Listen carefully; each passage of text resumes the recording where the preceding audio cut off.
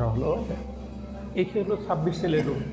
আমরা ওনাকে হাসপাতালের থেকে 10 সেলে আনছি। 10 সেলের 1 দিন বা 2 দিন থাকার পরে ওনাকে 26 সেলে আনা হয়। এই 26 সেলটা মূলত ডিভিশন প্রাপ্ত বন্দীদের। তখন পর্যন্ত ওনারা কিন্তু ডিভিশন দেওয়া হয়নি আমার যতটুকু মনে আছে। ডিভিশন পাওয়ার পর ওনাকে কিন্তু এখানে 26 আনতে সেলে হয়। নিয়ে আসেন। এখন এইখানে 26 সেল বললেও সেল কিন্তু এখন আর 26টা নাই। কিন্তু এখানে ডিভিশনরত বন্দী থাকতেন। আমরা আমাদের সিকিউরিটির জন্য পাশের রুমটা খালি রাখতাম। আপনিও খেয়াল করছেন যে বাইরের বিল্ডিংগুলি জেলখানা থেকে অনেক উঁচা থেকে ভিতর থেকে সব দেখা যেত। যার সময় আমার যতটুকু মনে পড়ে ওইখানে আমি কালো কাপড় দিয়ে ঢেকে দিয়েছিলাম যাতে বাইরের থেকে ভিতরে দেখা না যায়।